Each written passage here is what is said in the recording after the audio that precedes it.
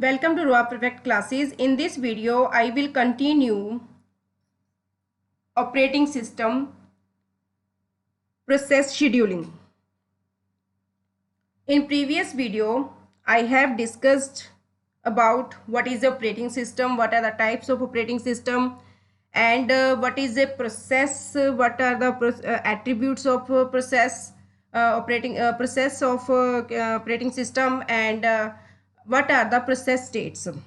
Now in this video I will continue next topic, that is known as process scheduling in operating system. In a process scheduling of in operating system, process scheduling in operating system uses many type of schedulers for process scheduling. First is long-term scheduler, second is known as short-term scheduler, and third is known as medium-term scheduler. Long-term scheduler is also known as job scheduler. Job scheduler.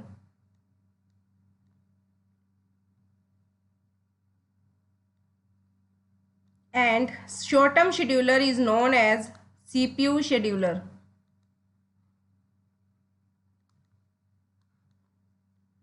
And middle term scheduler is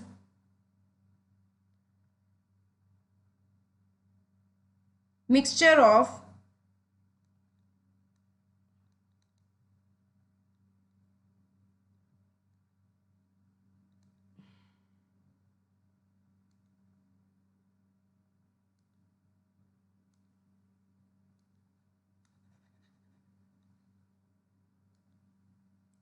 middle term scheduler is mixture of long and short term scheduler.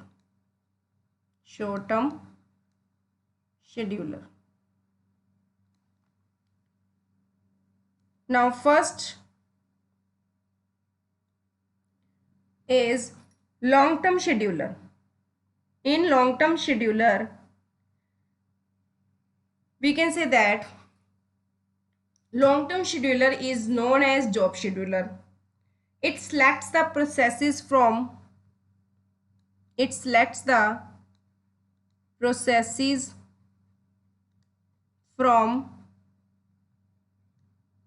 secondary memory and keeps them into ready queue.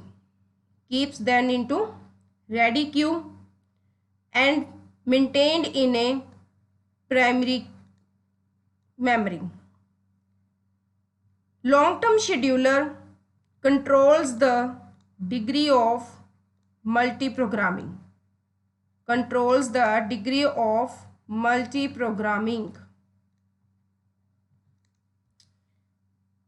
Main purpose of long-term scheduler is to select mix of input-output bound and CPU bound processes from the jobs which are present in secondary memory. This is the purpose of long-term scheduler. After this, if job scheduler selects more input-output bound processes, then all of the jobs may reside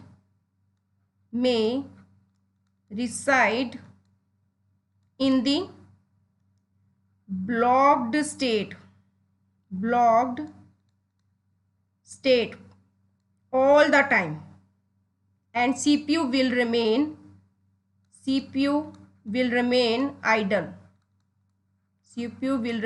idle most of time.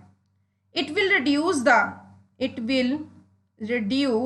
the degree of multi-programming. So job of long-term scheduler is very critical Job of scheduler is very critical and it may affect the system for long time.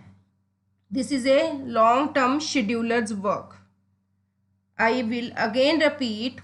Long-term scheduler is a job scheduler who selects the processes from secondary memory and then keeps them in a main memory, and after that it controls the degree of multiprogramming.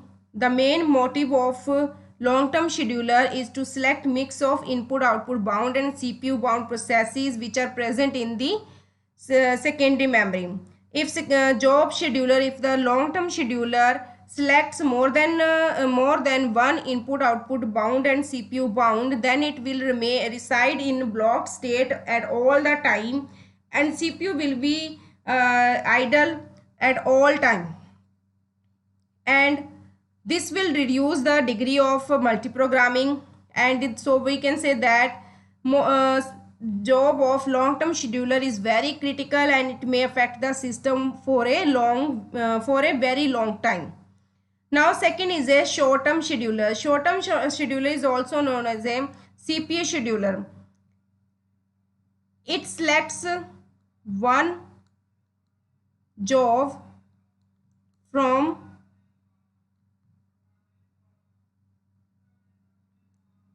ready queue,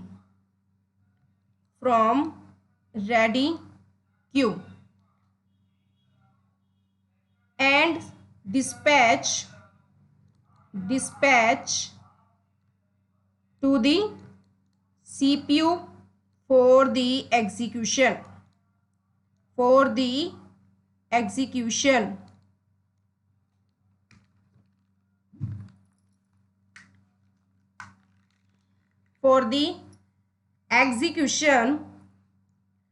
A scheduling algorithm which is used to select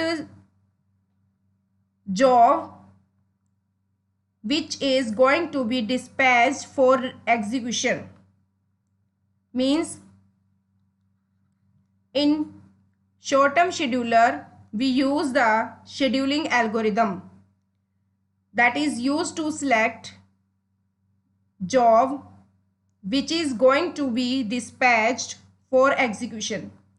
And the job of short-term scheduler can be very critical in the sense if it selects job whose CPU burst time is very high. If CPU burst time is very high, then all jobs after that will have to wait. All jobs have to wait in a ready queue.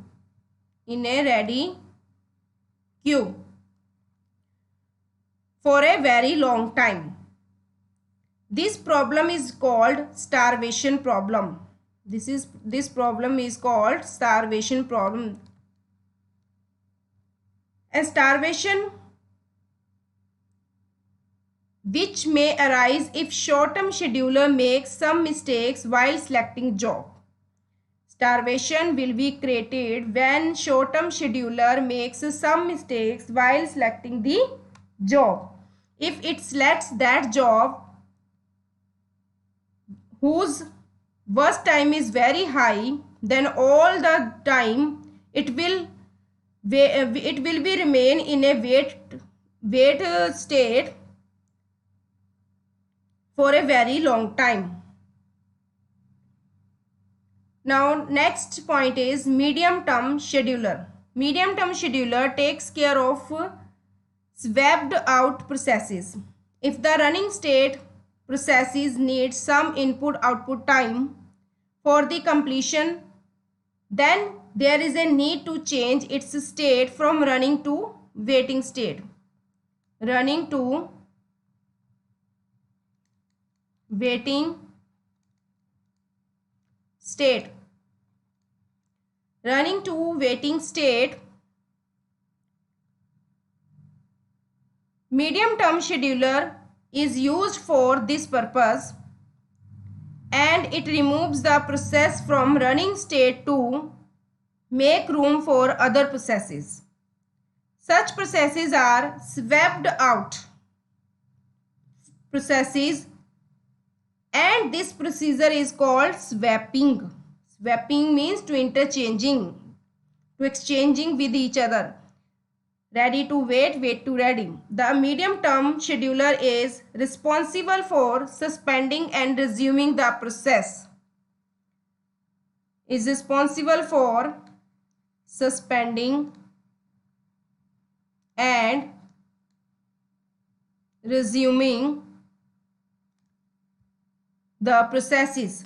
It reduces the degree of multiprogramming, and the swapping is required to have a perfect mixture of processes in ready queue. I will repeat again all these types of scheduler. In first type is long-term scheduler, that is known as job scheduler, and short-term scheduler, that is known as CPU scheduler, and medium-term scheduler is a mixture of long-term and short-term scheduler. In a long-term scheduler, the operating system selects the processes from the secondary memory and sends them in a ready queue, and it maintained in the primary memory, and it mainly controls the degree of multiprogramming. Its main purpose is to select a perfect mixture of input output bound and CPU bound processes from the jobs which are present in the secondary memory. If job scheduler selects more input output bound processes, then all of the jobs will be remain in a block state till the till that time it will not get the any resource, and the CPU time will be remain most of time idle, and this will reduce the degree of multiprogramming. So job of long term scheduler is very critical because it may affect the system for a very long time. And short term scheduler means a short term scheduler is also known as CPU scheduler. It selects one of the job from ready queue and it's dispatched to the CPU for the execution. In this scheduling algorithm is used to select which job is going to be dispatched for the execution. After that, job of short term scheduler can be very critical in the sense because it selects the job whose CPU burst time is very high. Then all the jobs after that it will have to wait in the ready queue for a very long time, and that's create the starvation. And next point is medium term scheduler. A medium term scheduler is used for the swapping purposes. If the running state processes need some input output time for the completion, then there is a need to change its state from running to waiting state, and it is used for this purpose. We can say that a medium term scheduler is used to remove the process from the running state to make the room for other processes. And such type of processes are interchanged with each other. We can say that they are swapped out processes. This procedure is known as swapping. The medium term scheduler which are responsible for the suspending and resuming the processes. It also reduces the degree of multiprogramming. So we can say that swapping is also is necessary to have a perfect mixture of the processes in the ready queue. Now next point is process queue. The operating system which manages various type of queues for each of the process states. The process control block which are related to process is also stored in the queue of the same time, and we can say that if process is moved from one state to another state, if process is moved from one state to another state, from one state to another state, then its PCB, process control block, is also unlinked from corresponding queue, and they are added to other state queue in which their transition is made. There are following queues which are maintained in the operating system. First is a job queue. Job queue, in starting all the processes get stored in the job in the job queue. In the starting, all processes stored in the job queue and and maintained in the secondary memory. Maintained in the secondary memory. After that, long-term scheduler picks some jobs and put them into main memory, means in a ready state. In a ready state. Then ready state is maintained in a primary memory, and short-term scheduler picks the job from ready queue and dispatch to the CPU. Dispatch to the CPU for the execution. After that, either CPU complete that job, then it will terminate. Otherwise, it will go into waiting queue or event queue. If it will go into waiting queue, when the process needs some input-output operation in order to complete this execution, then operating system changes the state of process from running to waiting, and the context that is known as PCB, which is associated with the process, that will get stored on the waiting queue, and it will be used by the processor when the process finishes input output. And on the other side,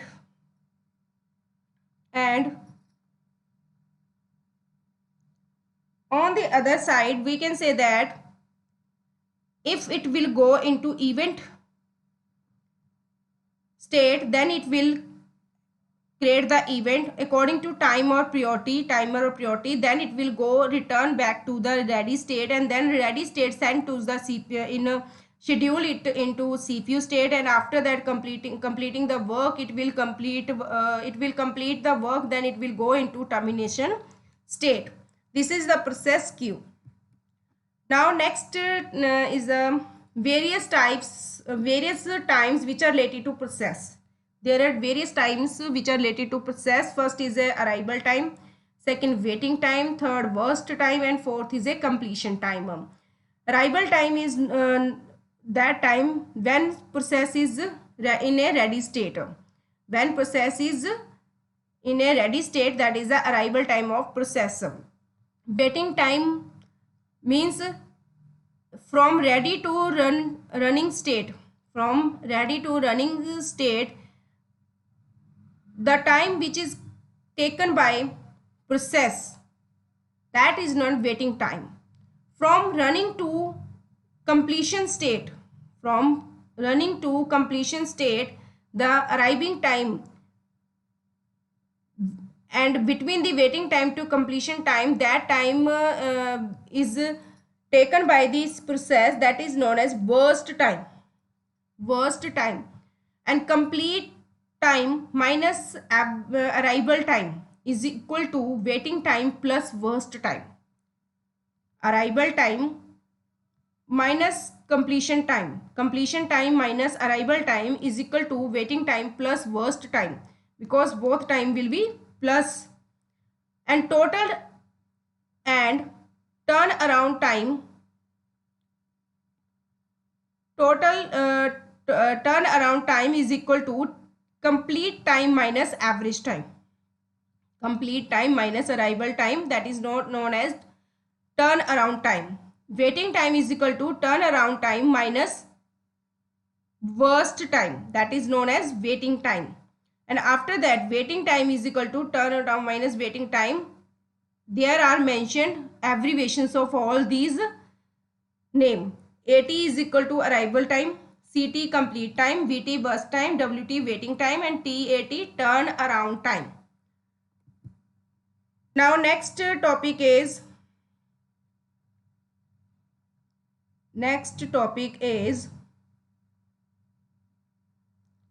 CPU scheduling. CPU scheduling is further divided into three parts: uni-programming system, context switching, or multi-programming system. In a uni-programming system, we can say that its example is MS-DOS. Uni-programming means single programming system.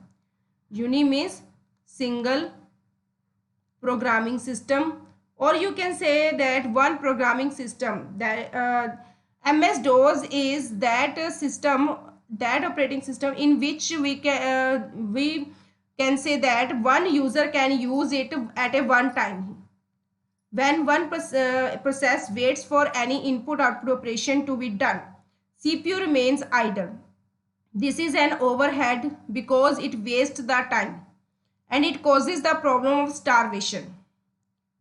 It causes the problem of starvation. In multi-programming system, CPU does not remain idle because it is used by another process. During the waiting time of process, it will start the execution other processes. So operating system has to define which process the CPU will be given. In multi-programming system, operating system schedules the process on the CPU to have maximum utilization of it. So this procedure is known as CPU scheduling. In multi-programming system, when one system is used by other system when it is free, then that is known as CPU scheduling. That means CPU will not remain idle when it is not used by one process. It will be used by other process, and it we can say that there is a maximum utilization of the CPU, and that is known as CPU scheduling. And operating system uses various type of scheduling algorithm to schedule the processes. Why do we need scheduling? Why we need scheduling? Before going to knowing that why we need scheduling, we have to learn about context switching. What is a context switching? During the time process is in a waiting state, the short-term scheduler picks the another process from the ready queue and assign the CPU to this process, and this procedure is known as context switching. Means this is a task of short-term scheduler to schedule the CPU for the number of processes which are present in the job pool. Whenever running process requests some input output operation, then short-term scheduler saves the current context of the process, that is known as PCB, and it changes its state from running to waiting state. And after that during the time process is in the waiting state, when process is in the waiting state, the short-term scheduler picks the another process from the ready queue and assign the CPU to this process, and this procedure is known as context switching. Now, why do we need scheduling? Why we do need scheduling? In multi-programming, if long-term scheduler picks more input output bound processes,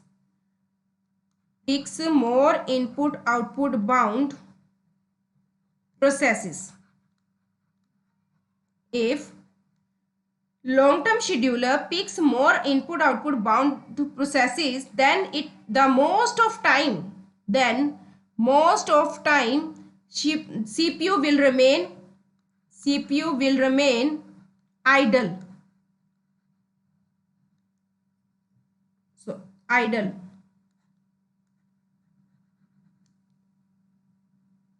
The task of operating system, the job of operating system is to optimize the utilization of resources.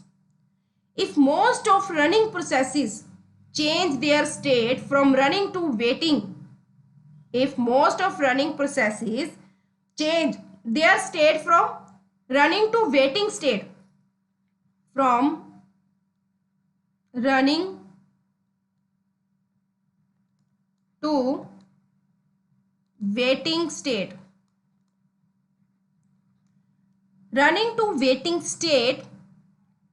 then there may always be a possibility of deadlock.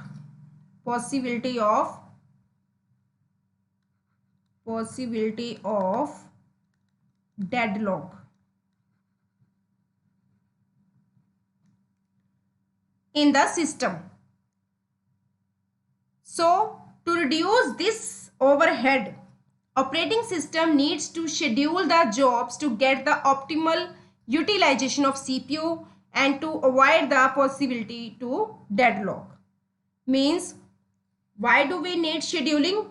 We need scheduling because if long-term scheduler picks more input-output bound processes, then most of time CPU will remain idle.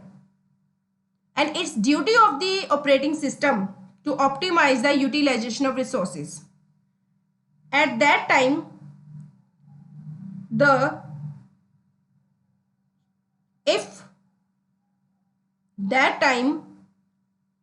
running processes change their state from running to waiting, and it may always be possibility of deadlock in the system. If you want to reduce this overhead, this deadlock, then operating system should need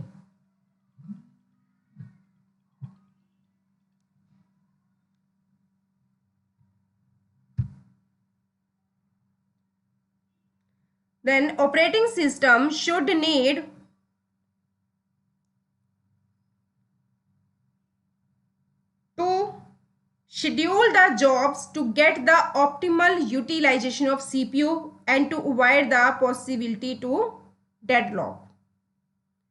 Thank you.